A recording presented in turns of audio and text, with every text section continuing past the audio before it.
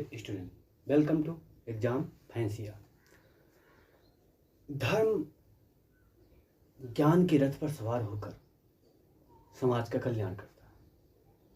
जब धर्म कभी भी अज्ञानता के रथ पर सवार हो जाता है तो समाज को गर्त में धकेलता है। अतः धर्म में तर्क का विद्यमान होना आवश्यक शर्त है। अगर धर्म में तर्क नहीं है तो वो धर्म समाज को गर्त में ही लेकर जाएगा। इस वीडियो में हम लोग धार्मिक सुधार आंदोलन के अगले चैप्टर को देखेंगे या अगले टॉपिक को कह सकते हैं देखेंगे। अगला टॉपिक है स्वामी विवेकानंद। क्या? स्वामी विवेकानंद।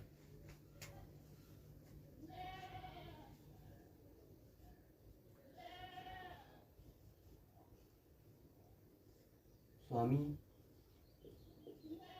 विवेकानंद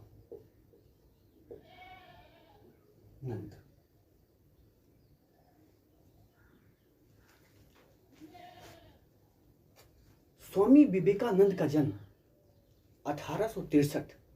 क्या? स्वामी विवेकानंद का जन्म 12 जनवरी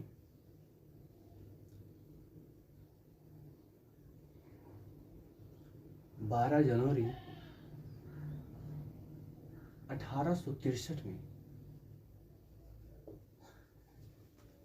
1863 में होता है, कलकत्ता में। कहाँ? कलकत्ता।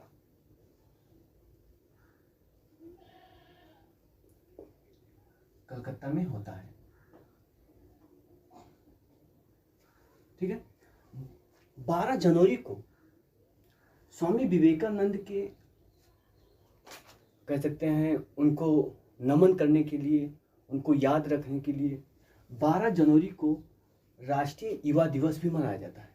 क्या? राष्ट्रीय युवा दिवस।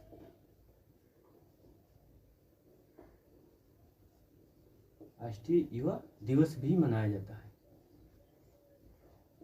ठीक। स्वामी विवेकानंद का डेथ 1902। क्या? 1902 को होता है। 4 जुलाई 1902, ठीक है। इनकी उम्र कितनी रहती है? 39 साल रहती है। बेलूर मठ में इनका क्या होता है? मृत्यु होता है। क्या? बेलूर मठ। क्या है? बेलूर मठ कहाँ पर है? कलकत्ता में। इनके पिता का नाम क्या? इनके पिता का नाम क्या था? इसको हम लोग देखते हैं। इनके पिता का नाम विश्वनाथ दत्त था। क्या? पिता विश्वनाथ दत्त।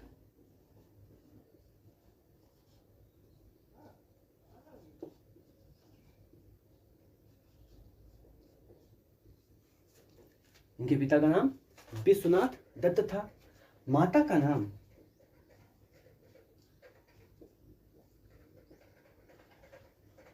भुवनेश्वरी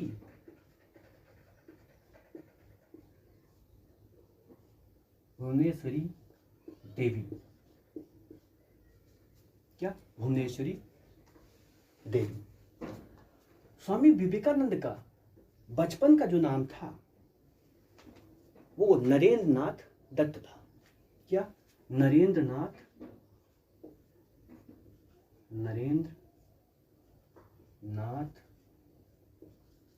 दत्त, ठीक है।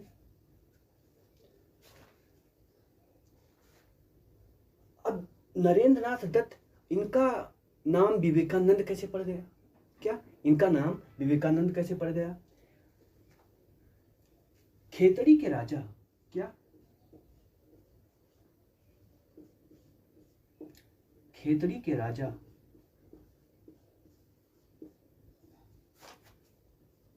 अजीत सिंह।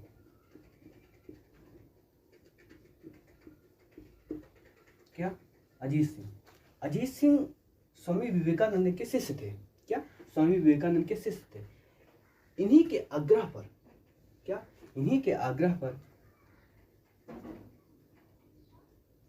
नरेंद्र नाथ दत्त ने अपना नाम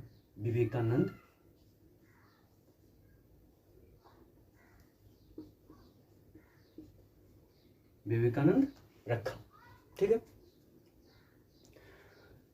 इतनी सामान्य जानकारी, क्या इतनी सामान्य जानकारी स्वामी विवेकानंद के बारे में लगभग सबको रखना है। क्या लगभग सबको रखना है। अब जो कह सकते हैं एक्स्ट्रा जानकारी है उसको हम लोग देखते हैं। एक्स्ट्रा जानकारी का कहने का अर्थ ये है कि अगर आप कोई तैयारी नहीं करते, कोई स्पेशल पढ़ाई नहीं करते, तब भी आपको इतना क्या जानना चाहिए स्वामी विवेकानंद के बारे में। क्या इतना आपको जानना चाहिए। ठीक है, अब इनके गुरु का नाम क्या, इनके गुरु का नाम क्या था? रामकृष्ण परमहंस था। क्या इनके गुरु का नाम रामकृष्ण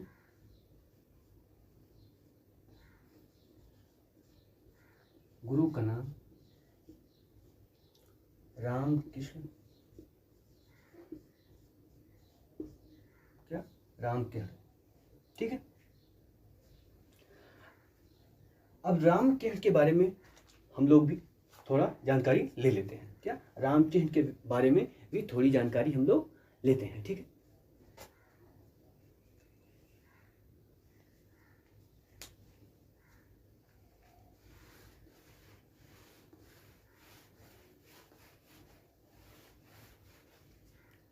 क्या रामकृष्ण,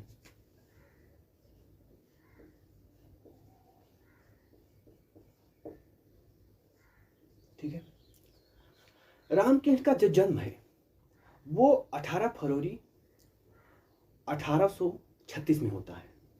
क्या जन्म इनका 18 फरवरी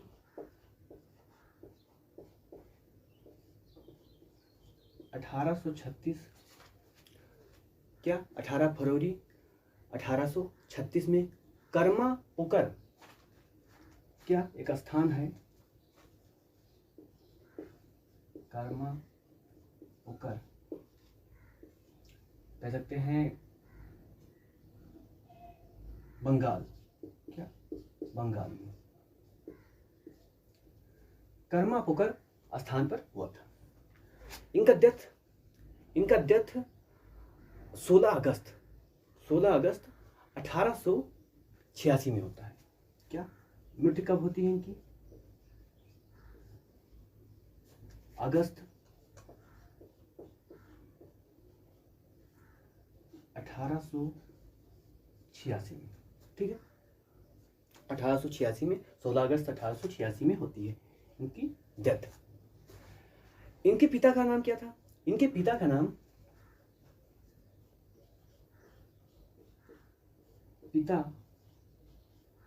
खुदीराम, क्या पिता का नाम खुदीराम था। क्या रामकृष्ण के पिता का नाम खुदीराम था।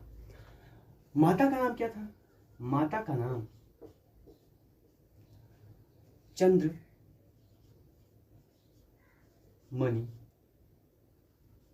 क्या चंद्रमणि था। माता का नाम क्या था? चंद्रमणि। इनके बारे में कहानी एक है, क्या एक कहानी ये है कि इनके पिता को स्वप्न आया, भगवान ने इनसे कहा कि आपके एक बहुत ही उच्च गुणी वाला बेटा जन्म लेने वाला है। इस कहानी का अगला अध्याय, ये कहानी किसने देखा? खुदीराम ने देखा कि सपना की उन्हें भगवान कहते हैं कि तुम्हारे यहाँ एक क्या अद्वितीय लड़का का जन्म होगा। चंद्रमणि पूजा करने जाती हैं तो चंद्रमणि को लगता है कि कोई शक्ति उनके गर्भ में प्रवेश कर गई है। कोई शक्ति जो चमका कह सकते हैं चमक की तरह उनके गर्भ में प्रवेश कर गई है, तब इनका जन्म होता है। क्या? तो एक सिंपल सी कहानी है, आप याद रख सकते हैं। क्या? माता पिता हो गए, गुरु, क्या? उनके गुरु, उनके गुरु का नाम टोटापुरी था। क्या? टोटापुरी था। टोटापुरी। एक और गुरु थे जिनका नाम भैरवी था। क्या? भैरवी। टोटापुरी और भैरवी। रामकृष्ण परमहंस का बचपन का नाम गदाधर चट्टोपाध्याय था। क्या? इनका बचपन का नाम क्या था? गदाधर चट्टोपाध्याय। चट्टोपाध्याय। ठीक है, इतनी जानकारी आपको कम से कम रामकृष्ण परमहंस के बारे में रखनी है। क्या? रामकृष्ण परमहंस के बारे में रखनी है। ठीक है,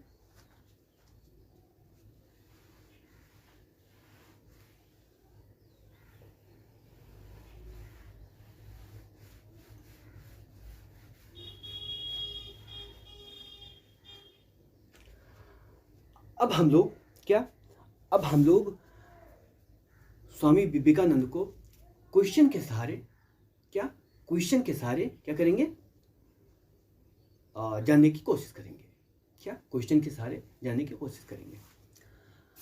आपसे क्वेश्चन पूछा जा सकता है कि धार्मिक सुधार आंदोलन में स्वामी विवेकानंद के योगदानों की चर्चा करें। क्या? स्वामी विवेकानंद के योगदानों की चर्चा करें। क्या? धार्मिक सुधार, स्वामी विवेकानंद के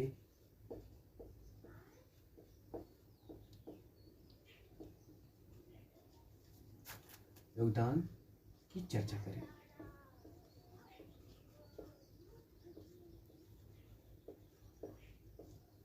ठीक है,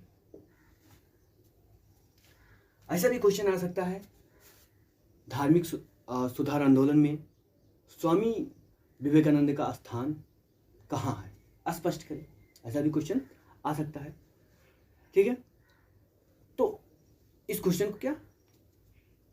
के सहारे हम लोग क्या करेंगे? स्वामी विवेकानंद के बारे में और जानकारी लेंगे। पहला जो सब पॉइंट आपको बनाना है वो आप क्या कह सकते हैं? धार्मिक सुधार। क्या? धार्मिक सुधार क्या कर सकते हैं? धार्मिक सुधार।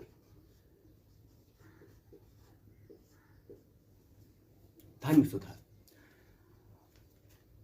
स्वामी विवेकानंद वेदांत दर्शन में वेदांत दर्शन में अधिक विश्वास रखते थे। क्या? वेदांत दर्शन में अधिक विश्वास रखते थे और वेदांत दर्शन का एक सामान्य सी कह सकते हैं सामान्य जानकारी का मतलब कि वो सभी लोगों को पता है। भारत में लगभग सभी लोगों को वो पता है और उस विचार को स्वामी विवेकानंद बहुत ज़्यादा महत्व देते थे। वो विचार क्या है?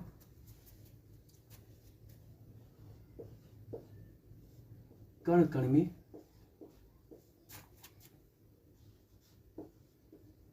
में भगवान। ठीक है, ये वेदांत का आप कह सकते हैं सार रूप है, कण कण में भगवान है। इस विचार को स्वामी विवेकानंद बहुत ज़्यादा मानते थे। इसलिए अगर कण कण में भगवान है तो बहुत से कण क्या है? निर्जीव हैं और बहुत से कण ऐसे हैं जो क्या हैं? सजीव हैं। जैसे हम, जैसे आप, जैसे बहुत सारे जीव, वो क्या है? आप कह सकते हैं पृथ्वी का एक कण ही है, लेकिन वो क्या है? सजीव है, चैतन्य है। तो उनका मानना था कि जो सजीव हैं या जो जीव हैं, स्पेशली उन्होंने मनुष्य पर जोर दिया, जो जीव है, जो भगवान के आप कह सकते हैं रूप हैं या भगवान का अंश हैं, उनका किसी भी स्तर पर शोषण नहीं होना चाहिए। क्या? उनका किसी भी स्तर पर शोषण नहीं होना चाहिए। वो कहते थे कि जब तक एक भी व्यक्ति भूखा मरता है, मैं देश के बौद्धिक वर्ग, देश के जो भी नेतृत्व करता है, उन सभी को क्या मानूंगा? गद्दार मानूंगा। उन सभी को क्या मानूंगा? पखंडी मानूंगा। स्वामी विवेकानंद कहते थे। यानी धर्म का मेन आप कह सकते हैं सार उनके दिमाग में ये, और जो कर्म कांड है, धर्म से जो संबंधित जो कर्म कांड है, उसको वो समाप्त करना चाहते थे। क्या? उसको वो समाप्त करना चाहते थे। दूसरा पॉइंट आप क्या देख सकते हैं धर्म सुधार में, कि उन्होंने हिंदू धर्म को एक नई दिशा दी। क्या? हिंदू धर्म को एक नई दिशा दी। हिंदू धर्म को नई दिशा दी।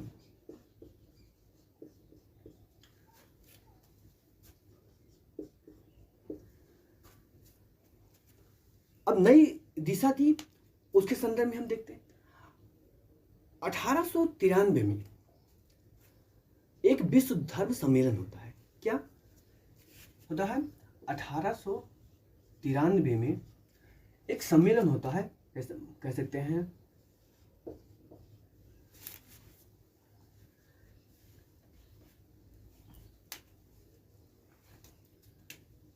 क्या? विश्व धर्म सम्मेलन।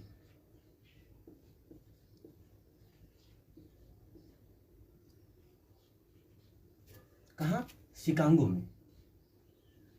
क्या? शिकागो में। ठीक है। इस धर्म सम्मेलन में स्वामी विवेकानंद जाते हैं। क्या? स्वामी विवेकानंद जाते हैं। स्वामी विवेकानंद इस धर्म सम्मेलन में जाते हैं तो उनका सहयोग कौन करता है? सहयोग करते हैं अजीत सिंह। क्या? खेतड़ी के राजा, खेतड़ी के राजा अजीत सिंह क्या करते हैं? सहयोग करते हैं जाने के लिए। अब 1893 में जब वहां पहुंचते हैं तो आप अगर यूनी पढ़ेंगे, रोमा रोला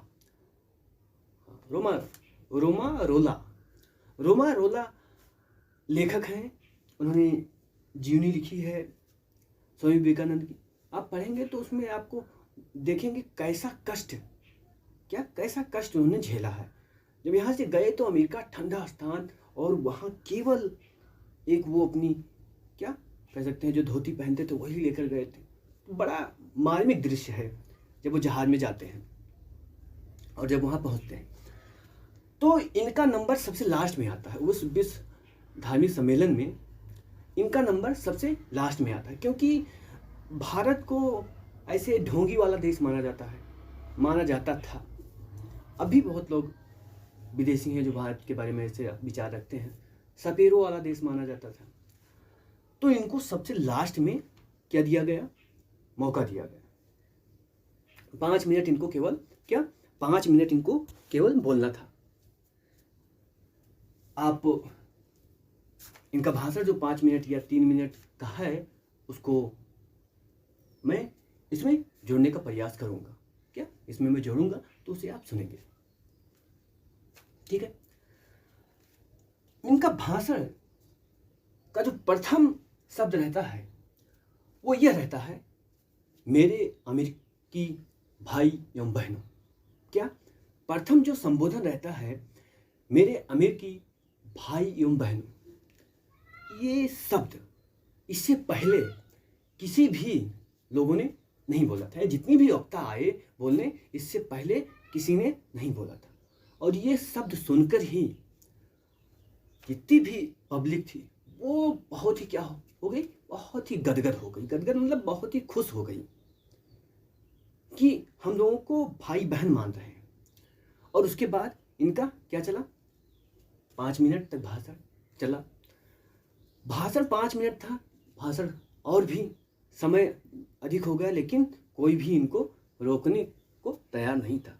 जब इनका समय समाप्त हो गया तो ये जाने लगे, तो पब्लिक ने बोला कि और बोलिए आप। तो इन्होंने कहा मेरा समय समाप्त हो गया है, अब मुझे और समय दिया जाएगा अगर वैश्विक धर्म सम्मेलन के द्वारा तो मैं और बोलूँगा। इन्होंने बाद में और भी बोला। अब ये क्योंकि अमेरिका समृद्ध देश था, इस समय भी समृद्ध देश था, तो इस प्रकार की न्यूज पूरे विश्व में फैली। क्या पूरे विश्व में फैली। अब पूरे विश्व में फैली और क्या बताया गया कि हिंदू धर्म का एक सन्यासी आया है, तो और हिंदू धर्म की एक जो नया रूप है, नया रूप मतलब उस हिंदू धर्म का गहन समझ या सार कह सकते हैं, पूरे विश्व के सामने स्वामी विवेकानंद ने 1893 में शिकागो में रखा। शिकागो का एक अखबार था उस समय, नेशनल हेराल्ड। क्या नेशनल हेराल्ड? नेशनल हेराल्ड क्या कहता है? नेशनल हेराल्ड कहता है कि धर्म संसद के प्रमुख स्वामी विवेकानंद के भाषण को सुनने के बाद ऐसा महसूस होता है कि इस देश में ईसाई मिशनरी को भेजना मूर्खता है। क्या? ईसाई मिशनरी को भेजना मूर्खता है। मिशनरी किसे कहते हैं? मिशनरी आप कह सकते हैं जो ईसाई धर्म का प्रसार करते हैं, उनको मिशनरी बोलते हैं। तो नेशनल हेराल्ड ने क्या कहा? ये शब्द कहा। ठीक है,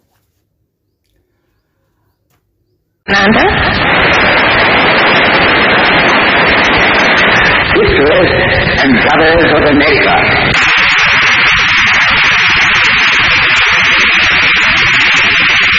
it fills my heart with joy unspeakable to rise in response to the warm and cordial welcome which you have given us.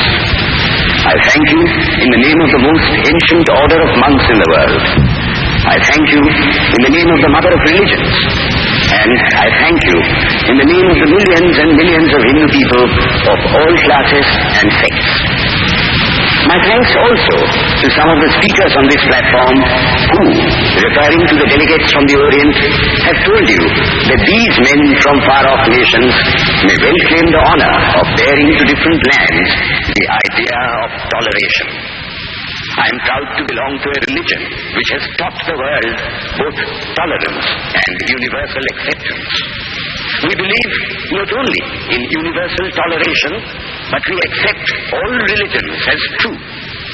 I am proud to belong to a nation which has sheltered the persecuted and the refugees of all religions and all nations of the earth. I am proud to tell you that we have gathered in our bosom the purest remnant of the Israelites who came to southern India and took refuge with us in the very year in which their holy temple was shattered to pieces by Roman tyranny. I am proud to belong to the religion which has sheltered and is still fostering the remnant of the grand Zoroastrian nation. I report to you, brethren, a few lines from a hymn which I remember to have repeated from my earliest boyhood, which is every day repeated by millions of human beings. As the different streams, having their sources in different places, all mingle their water in the sea, so, O Lord, the different paths which men take through different tendencies, various though they appear, crooked or straight, all lead to Thee. The present convention, which is one of the most august assemblies ever held, is in itself a vindication, a declaration to the world of the wonderful doctrine preached in the Gita. Whosoever comes to me, through whatsoever form, I reach him. All men are struggling through paths which in the end lead to me.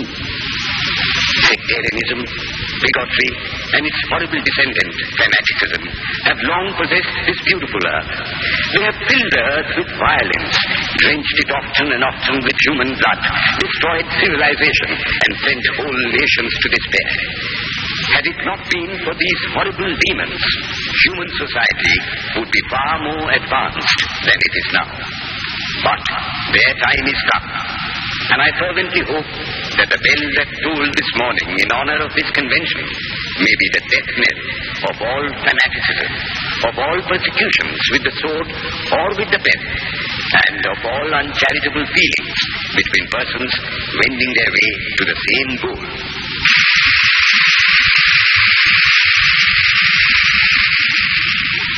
Ladies and gentlemen, on the agenda for today, the 15th of September, 1893, a galaxy of eminent speakers are scheduled to address us, and it gives us great pleasure to once again invite Swami Vivekananda to speak. His subject for today, Why We Disagree.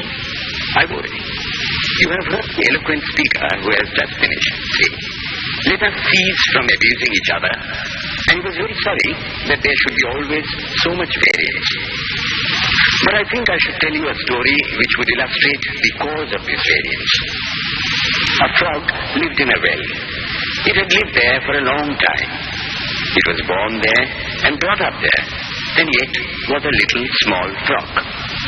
Of course, the evolutionists were not there then to tell us whether the frog lost its eyes or not. But for our story's sake, we must take it for granted that it had its eyes, and that it every day cleansed the water of all the worms and bacilli that lived in it with an energy that would do credit to our modern bacteriologists. In this way, it went on and became a little sleek and fat. Well, one day, another frog that lived in the sea came and fell into the well. Where are you from? I am from the sea. The sea? How big is that? Is it as big as my well? And he took a leap from one side of the well to the other. My friend, said the frog of the sea, how do you compare the sea with your little well? Then the frog took another leap and asked, is your sea so big? What nonsense you speak, to compare the sea with your well. Well then, said the frog of the well, nothing can be bigger than my well. There can be nothing bigger than this. This fellow is a liar, so turn him out. That has been the difficulty all the while.